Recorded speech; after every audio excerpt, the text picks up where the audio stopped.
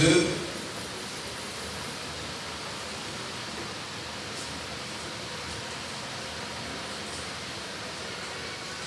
Deux Rois, chapitre 2.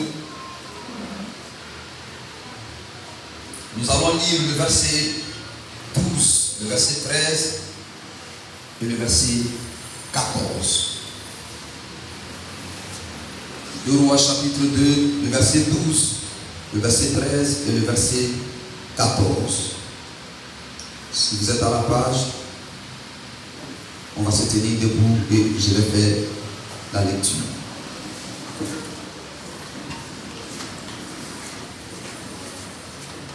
Et je vous soumettrai également une deuxième portion de l'écriture dès que je finis celle-ci. La Bible dit, Élisée regardait et criait, mon père, char d'Israël et sa cavalerie. Et il ne le vit plus. Saisissant alors ses vêtements, il les déchira en 2 morceaux. Et il releva le manteau qu'Élie avait laissé tomber. Puis il retourna. Il s'arrêta au bord du Jourdain. Il prit le manteau qu'Élie avait laissé tomber et il en frappa les eaux et dit, où est l'Éternel, le Dieu béni? Lui aussi, il frappa les eaux qui se partagèrent ça et là, et Élisée passa. Le dernier passage, c'est 1 Roi chapitre 19, le verset 19 à 21. 1 Roi chapitre 19, le verset 19 à 21. Élie partit de là, et il trouva Élisée, fils de Shaphat, qui labourait. Il y avait devant lui 12 paires de bœufs, et il était avec la doucière. Élie s'approcha de lui, et il jeta sur lui son manteau. Élisée, quittant ses bœufs, courut après Élie et dit, laisse-moi embrasser mon père et ma mère, et je te suivrai. Élie lui répondit, va et reviens, car pense à ce que je t'ai fait. Après s'être éloigné d'Élie, il revint prendre une paire de bœufs qu'il offrit en sacrifice. Avec l'attelage de bœufs, il fit cuire leur chair et la donna à manger au peuple. Puis il se leva, suivit Élie et fut à son service. Que Dieu bénisse sa parole. Donne ton amen fortement, mon frère. Asseyez-vous dans la présence de Dieu. J'ai quelques 18 minutes à prêcher par la grâce de Dieu. Bien-aimés dans le Seigneur, frères et sœurs, mesdames et messieurs. La Bible dit au commencement était la parole. Dieu, avant de créer toutes choses, il a déclaré sa parole.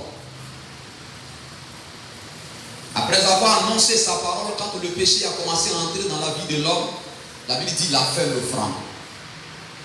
Donc la première chose qui commence avec l'histoire de la parole, ou avec Dieu, les choses spirituelles, c'est la parole. La deuxième chose, c'est l'offrande. C'est pas là où il y a toujours la parole, il y a toujours l'offrande. Jésus est l'offrande, et aux premières heures, il a été d'abord aussi la parole. Écoutez bien, je voudrais nous parler de quelque chose ce matin en quelques minutes. Nous venons de lire 2 passages. Le premier passage, c'est 2 Rois chapitre 2. Le verset 12 jusqu'au verset 14. Cette histoire est en train de nous parler de la vie de 2 personnages. Nous avons le personnage d'Élie et nous avons le personnage d'Élisée.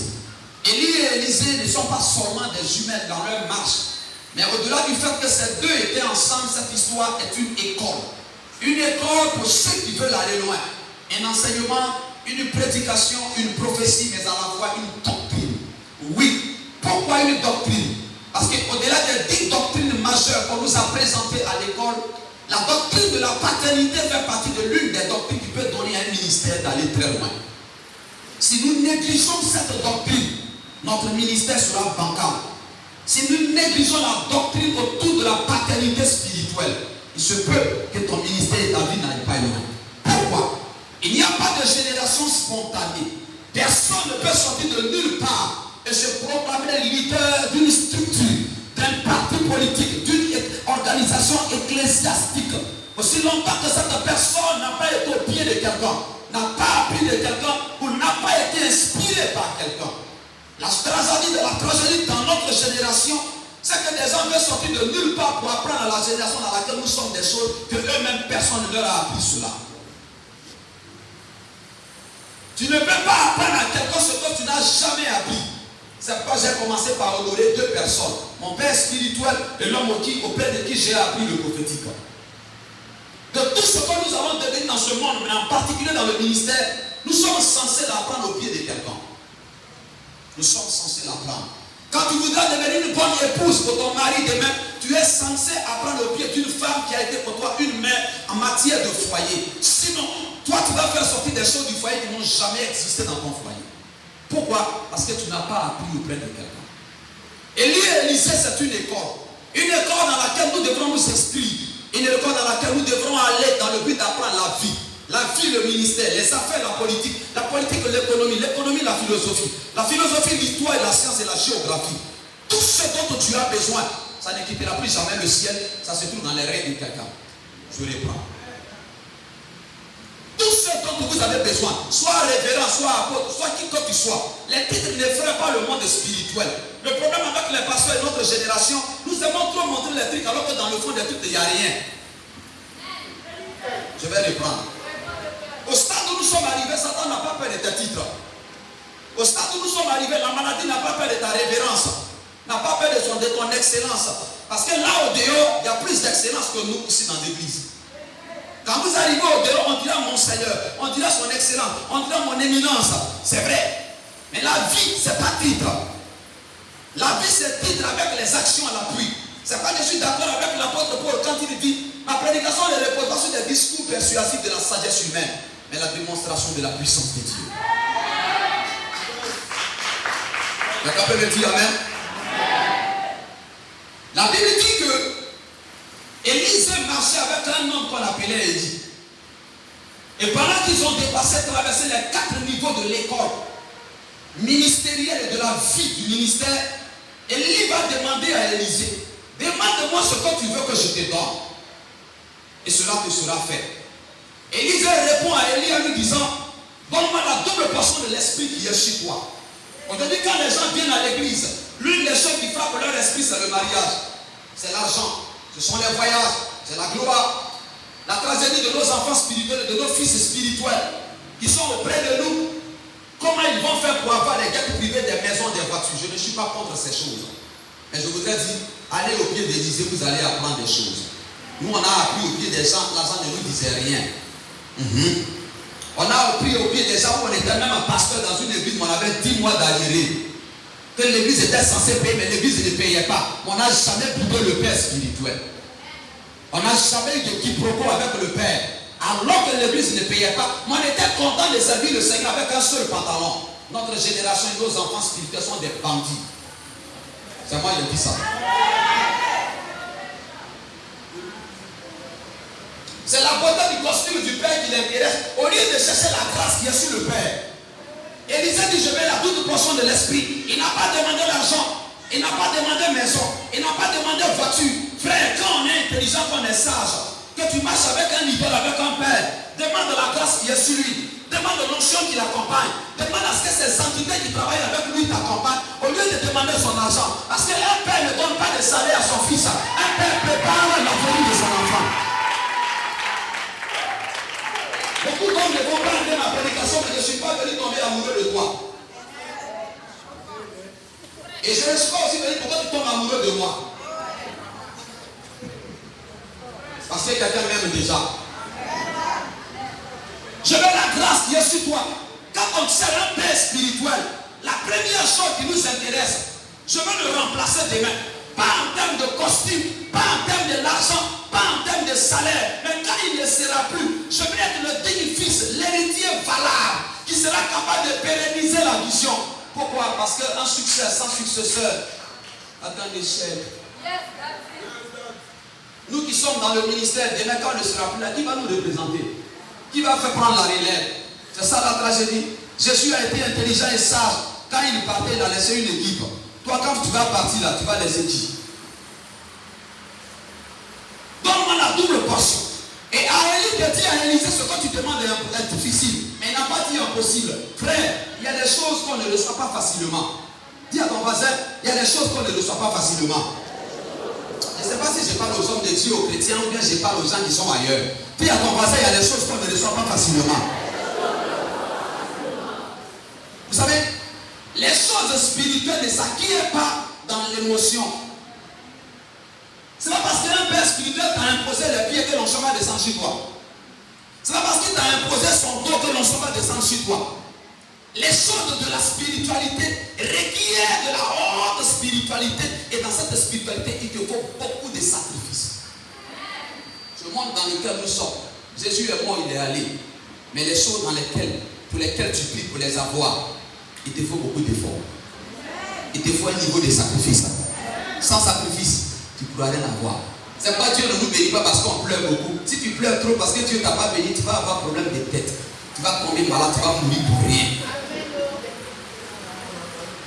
Le monde des esprits parle en termes de sacrifice, parle en termes du sang versé, des offrandes et des privations, des renoncements que tu as élevés. Quels sont les hôtels que tu as été capable de bâtir? C'est sur la base de ça que le monde spirituel te reconnaît. J'ai fait un diplôme, j'ai un doctorat en théologie, tais-toi. Quels sont les gènes que tu as fait, toi? Tu veux que Dieu amène ton ministère, donne-moi le nombre de jeunes que tu as été déjà fait. En train de tout tourner à ta femme, matin, midi, soir, tu veux que Dieu t'utilise. Tais-toi, c'est pas à toi on parle. Pendant que les autres font de leur nuit de veillée de prière, toi tu fais de ta nuit avec une nuit de noces. Et tu crois que Dieu va t'utiliser. Il dit ce que tu demandes, c'est difficile. Comme on peut dire les choses spirituelles, il y a un prix à payer. Dis à ton voisin, il y a un prix à payer. Notre génération aime trop la facilité. C'est ce qui fait que nous sommes dans une période de génération pressée. 18 ans déjà, elle a un enfant. Si ça t'a choqué, pardonne-moi. Mais il dit, si tu me vois être enlevé, waouh, c'est en ce moment que ce que tu demandes viendra. La Bible dit que pendant qu'ils ont traversé le Jourdain, et qu'Élie et Élisée étaient en train de converser, la Bible dit qu'il va avoir un tourbillon va commencer à souffler. Et dans ce tourbillon va se lever des chars et des chevaux. Et Élie va commencer à être emporté par ces chars. Pendant qu'Élie était en train de monter dans le ciel, la première fois de la bouche d'Élisée, quelque chose sortait. Mon père, my father, char d'Israël et sa cavalerie. Quand Élisée a crié, mon père, la Bible dit que le manteau d'Élie est tombé. Je prêche sur le thème ce matin. Le mystère du deuxième manteau d'Élie. Mon père, char d'Israël et sa cavalerie. Et c'est alors que le manteau d'Élie est tombé. Waouh! Quand Élisée récupère le manteau d'Élie, la Bible dit que le vêtement qu'il avait porté, il a déchiré. Beaucoup d'entre nous, Dieu ne va jamais nous utiliser. Parce qu'on a le manteau d'Élie dans les mains, mais notre propre manteau est encore là. Le manteau de l'orgueil. Vous ne pouvez jamais aller loin dans le ministère si vous n'avez pas le deuxième manteau. Le premier manteau, la Bible dit à 1 roi 19, verset 19. Élie va vers Élisée. Pendant qu'il est en train de labourer dans son champ, il prend son manteau et il jette ça sur Élisée. Et il lui dit, suis-moi. Et Élisée dit, j'ai compris. Laisse-moi aller dire au revoir à mes parents. Et dit, va, mais n'oublie pas ce que j'ai fait. Frère, pour moi, le premier manteau que Élisée avait reçu, c'était suffisant pour que son ministère aille loin. Mais son ministère n'est rien devenu. Beaucoup d'entre nous ici dans la salle et au dehors là, nous travaillons avec le premier manteau. Nous avons le premier manteau, mais on n'a pas le deuxième manteau. Quand je dis le mystère du deuxième manteau d'Élie, c'est qu'il y a eu le premier manteau. Et le premier manteau, c'est dans 1 roi 19. Il avait le premier manteau d'Élie, mais son ministère n'a pas explosé. Le premier manteau d'Élie ne te fait pas exploser. Le premier manteau d'Élie, c'est le manteau de l'appel. C'est le manteau qui révèle ton appel. C'est le manteau qui révèle la mission. C'est le manteau qui révèle l'onction. C'est le manteau qui révèle la mission que Dieu te donne. Écoutez-moi. Nous tous ici, on croit que Dieu t'a appelé. Là où tu es assis, personne ne discute de ton appel. Si tu veux n'importe quoi, attrape ta patrie, pas ta patrie. Moi, je suis le référent des référents. On ne fait rien à ça. Mais il faut nous démontrer. Le premier manteau d'Élie, c'est ça qui révèle l'appel. Aujourd'hui, tout le monde est appelé. On n'a pas de problème avec ça. Mais la question que je vais te poser, est-ce que ce premier manteau suffit pour que ton ministère aille loin? Non. Quand on a le premier manteau, on s'inscrit dans le couloir de l'appel. On s'inscrit dans le couloir de la formation. Mais quand tu veux passer à un autre niveau, C'est en ce moment qu'il te faut le deuxième manteau. Élisée avait le premier manteau. Et la Bible dit que le premier manteau donne à Élisée de suivre Élie. Quand vous recevez le premier manteau, Dieu est obligé. Le Dieu de la Bible qui est le sage, l'architecte le plus sage, va toujours vous mettre à cœur d'aller au pied d'un homme de Dieu. Notre tragédie, tout le monde est père, personne n'est fils spirituel. Notre génération, tout le monde est père. Personne ne veut être fils spirituel. Il vient à peine de commencer 2 mois de ministère, il est papa. Il suffit simplement qu'il prie pour quelqu'un qui a migraine. Migraine a disparu, la personne a commencé à devenir blanc. Alors qu'elle avait un teint noir, c'est fini. Ministère international de celui qui est capable de changer les teints noirs en teint clair. Il suffit simplement que tu aies une petite apparition. Tu vas écrire quelque part là, à partir d'aujourd'hui, appelez-moi le sniper de Dieu, le mégawatt, celui qui parle et puis la chose arrive. Dis à ton voisin, ça c'est le premier manteau. Écoutez, ministère c'est pas prédication. Hein? Ministère, c'est pas prédication. Ministère, c'est pas prier pour les gens. Vous qui pensez que vous avez prié pour les gens, il y a eu miracle. Je voulais te dire, tu as un don mais tu n'as pas encore un appel. Car il y a une différence entre le don et l'appel. Le don ne fait pas de toi quelqu'un qui a appelé. Le premier manteau délivre que tu as un appel. Le premier manteau délivre que le don est tombé sur toi. Mais le deuxième manteau délivre. C'est là que se trouve la réalité du ministère. Et parce que ceux à quoi nous assistons, je suis content pour les églises qui s'ouvrent partout. Mais à la fin, je vais demander, est-ce qu'à la tête de ces églises, ce sont les bébés qui les dirigent ou bien ce sont les gens qui ont le deuxième manteau délivre? Il suffit que quelqu'un prophétise avec exactitude. Avec exactitude, les faits à l'appui. Numéro de téléphone, de paroles de connaissances vraies. Prophétesse. On peut faire ça. Prophétesse. On ne peut plus lui parler. Dans l'église, quand elle rentre, la prophétesse va parler. Ainsi par l'Éternel. Juste quand même l'homme de Dieu a confiance à sa prophétesse. Je vais vous faire lire juste un peu et puis en quelques minutes, je vous libère. 2 personnes dans une église évangélique, comme chez nous d'ailleurs, avaient fortement l'habitude de prophétiser. Prophétiser chaque dimanche. Donc quand le culte arrive à un certain moment, l'autre là doit se lever pour prophétiser. Il prophétise, l'autre prophétise, il prophétise, l'autre prophétise. Waouh! Une église remplie de 2 prophètes. Et la semaine qui a suivi, il y a un prophète qui avait sa baïkatou. Tu veux que je t'explique ça? Moi j'étais jeune, quand Dieu m'a pris, donc elle permet que je te donne ça. Baïkatou, c'est une ancienne copine. Il avait sa copine. L'autre là ne sait pas défaire de son ancien Lazare la boisson. Et c'était un samedi soir. Pendant que l'autre vient, il veut rentrer dans un cabaret pour prendre un peu. Il est entré dans le cabaret. L'autre était avec sa copine. Il dit, lui là aussi il boit. Mais c'est pas lui qui prophétise à l'église. Mais toi tu es avec ta copine, hein? Tu ne vois pas ça. C'est comme ça que nous les détruisons envers nous. Dès qu'il est entré, il dit lui là demain il est foutu un mois. Oh, lui qui avait sa copine a vu que l'autre rentrait dans le cabaret pour boire. Mais il ne sait pas que lui aussi, il a vu, il était avec sa copine. Après les gâtés demain.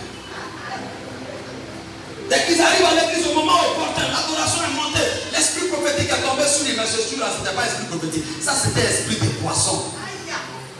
Il a commencé à prophétiser, ainsi parle l'Éternel. Dieu est contre l'adultère, il est contre la fornication, il est contre. Et l'onction est tombé sur lui. L'onction est tombé. Il allait à côté de lui. Ce que tu as fait hier samedi à 10h, tu es contre ça, tu es contre ça. Dès qu'il est en train de prophétiser, l'autre aussi s'est levé. Et dit, ainsi parle l'Éternel. Tu es contre ce que tu as fait.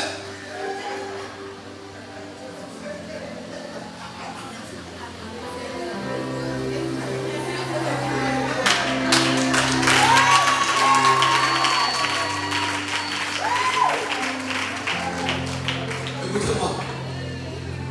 Vous qui avez un chant prophétique de prophétiser, de voir, vous avez besoin qu'on vous forme.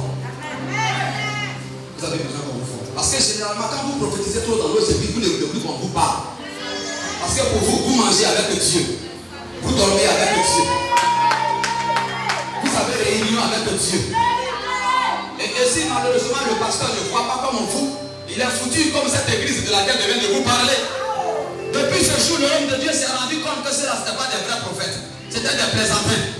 Ça finit. Lui-même, il a pris les choses en main. Je dois tout faire pour voir aussi maintenant. Est-ce que je parle à quelqu'un? Quand le manteau d'Élie est tombé, et je finis tout à l'heure, la Bible dit que Élie revient vers le sceau du Jourdain. La rasura. Quand il est arrêté en face du sceau du Jourdain, il dit, où est l'Éternel? Où est l'Éternel? Il dit, où est l'Éternel? Le Dieu. Et il a tapé le sceau du Jourdain. La Bible dit que l'eau se sépare ça et là. L'eau ne s'ouvrait pas parce qu'Élisée avait frappé. L'eau ne s'ouvrait pas parce qu'Élisée avait crié. L'eau ne s'est pas ouverte parce qu'on a pris le nom de l'Éternel.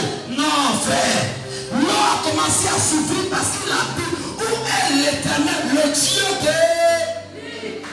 C'est à cause de cette signature, le Dieu d'Élie, les entités des sceaux, les esprits des sceaux, les manifestations des sceaux, la profondeur des sceaux a reconnu l'onction d'Élisée sur la vie d'Élie.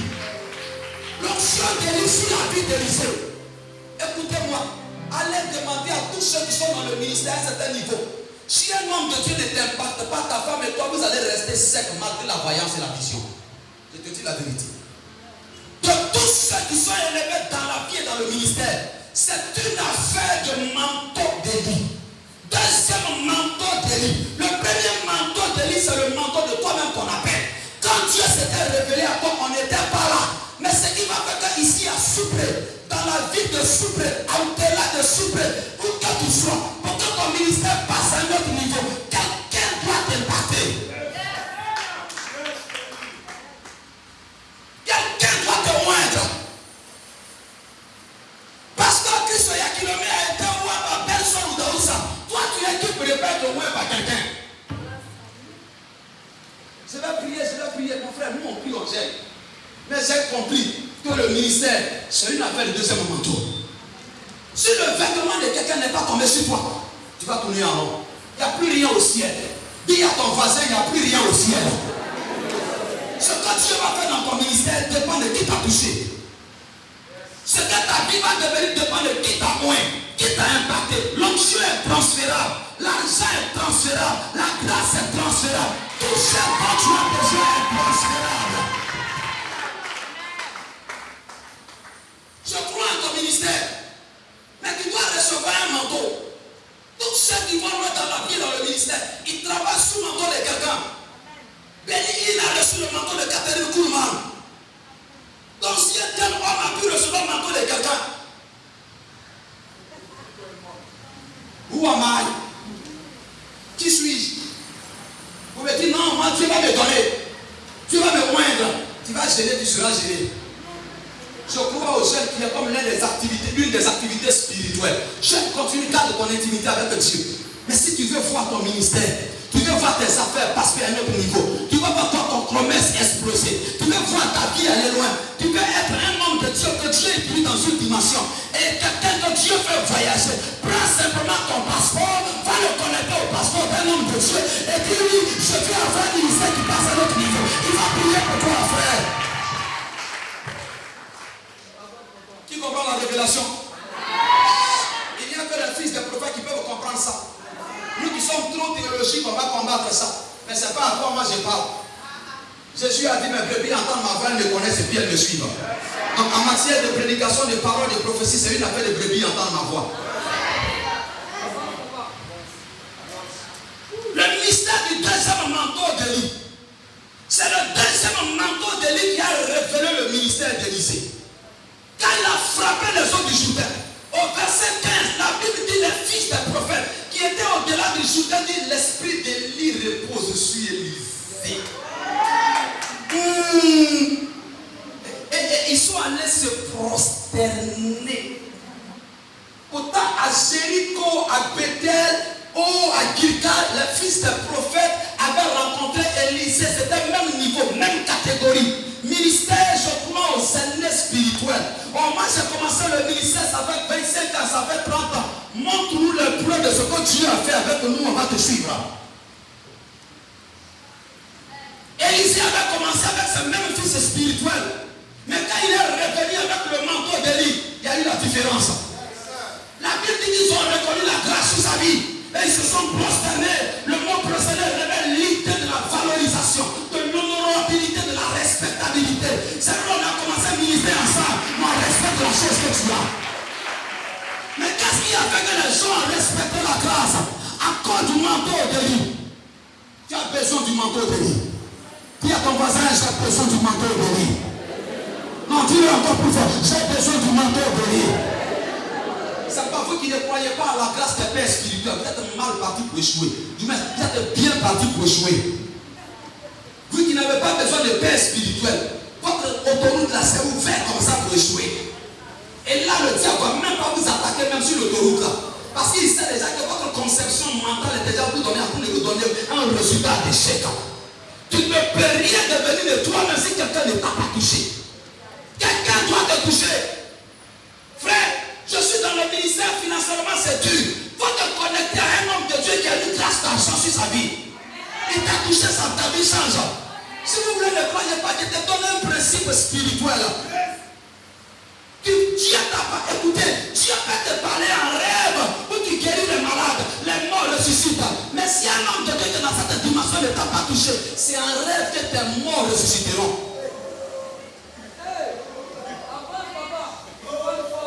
La plupart de nous tous qui sommes assis là, combien de fois Dieu ne nous a pas parlé en rêve? On a vu des croisades où il y avait la foule. Mais je te pose la question, quand tu t'es réveillé, c'est quelle foule allait se trouver où? La dernière fois que tu as fait cette croisade où il y avait des fous dans le stade, c'était où? Si ce n'était pas de tes rêves. Tu veux que cette onction vienne sur toi? Va te connecter à l'évangéliste d'Arc. Il va te communiquer ça. Quelle est la grâce que tu demandes dans un domaine précis de ton ministère? Quelqu'un détient ça pour toi. Quelqu'un a ça. Connecte-toi. La vie est une affaire de connexion. Chers frères, les amis, la vie n'est pas compliquée. Vous qui êtes dans le domaine de la politique, vous ne pouvez pas sortir de nulle part comme ça pour dire je vais être président. Non, tu es obligé de te greffer à quelqu'un que la Côte d'Ivoire connaît déjà, qui va un jour te présenter. Je vous dis la vérité. La vie c'est comme ça qu'elle est. Si tu veux voir parler d'un quartier de Soubré, vous dites que je serai maire de Soubré. Frère, pendant les élections municipales, tu vas galérer. Tu sais pourquoi? Parce que quelqu'un doit te prendre par la main pour dire, lui là c'est mon bon petit, que dans toute la vie de Soubré on connaît très bien. On dit, si le vieux l'a présenté ce gars, c'est qu'il a confiance en lui. Nous on va le suivre. Qui a compris la vérité spirituelle, la révélation spirituelle? Tu veux réussir? Il te faut le deuxième manteau d'Élie. Nous voulons aller loin. Connectons-nous au Père. Connectons-nous aux grâces. Tu as vu un homme de Dieu qui a une grâce que tu n'as pas, il faut te connecter. C'est pas j'ai aimé. Le fait qu'ils sont venus se former, je ne suis pas un père spirituel, mais ils ont compris que le jeune frère là, le gars là, il a quelque chose qu'on n'a pas. On va se connecter à lui, il va nous former et la grâce va couler. Je voulais leur dire que cette grâce va couler, telle qu'elle a coulé sur ma vie. Est-ce que je parle à quelqu'un? La vie c'est une affaire de connexion. La vie c'est une affaire de réseau. Si tu n'es pas dans un réseau, tu vas rester seul et tu vas tourner en rond. Tous ceux qui vont loin se sont connectés. Tous ceux qui sont loin se sont mis dans un réseau. C'est ton réseau qui te révèle. Et c'est celui qui est derrière toi qui révèle ta dignité et ton identité à la fois. Qui est derrière toi? Quel est le manteau avec lequel tu travailles? Dans le domaine des affaires, qui est-ce qui t'a introduit? Quel est l'homme d'affaires qui t'a impacté? Dans le domaine du ministère, quel est le père spirituel qui t'a impacté? Remarquez, quand vous êtes avec un père qui est dans la délivrance et que vous êtes sincèrement connecté, l'onction de la délivrance est censée couler sur vous. La vie est une affaire de transfert et d'impactation. On ne fait pas le ministère en électron libre. On ne fait pas le ministère de façon isolée. Jésus m'a appelé seul, mais il t'a mis sur la terre où il y a des humains. Connecte-toi à eux. Marche avec eux. Je peux finir? Marche avec eux. C'est pas la Bible dit demander. On demande à qui? La Bible dit chercher. On cherche vers où? Mais la Bible dit frapper. On frappe où? Tout est une question de relation et de connexion, frère. Connectons-nous si nous voulons aller loin. Sors de ton orgueil. Je finis pour te dire que la Bible dit qu'Élisée s'est abaissé et il a pris le manteau d'Élie. Le problème avec nous les pasteurs, on est tellement imbus de notre personne qu'on ne se voit pas, on ne se met en bas de quelqu'un. Mais dans le secret, on reconnaît qu'il a la grâce. Mais on ne peut pas s'approcher pour ne pas qu'on dise, nous sommes comme les esprits de Nicodème.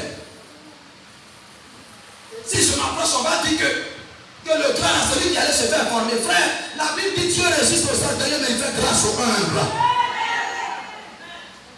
Quand tu recherches quelque chose que tu ne l'as pas, va te connecter à la personne qui l'a. Même si la personne semble être une personne qui n'est pas considérée, mais c'est la personne qui a la grâce de la saison. C'est le monsieur de la saison. C'est la femme de la saison. C'est l'homme de la saison. C'est lui qui a la révélation de la saison. Cherche l'homme de la saison. Cherche la révélation de la saison.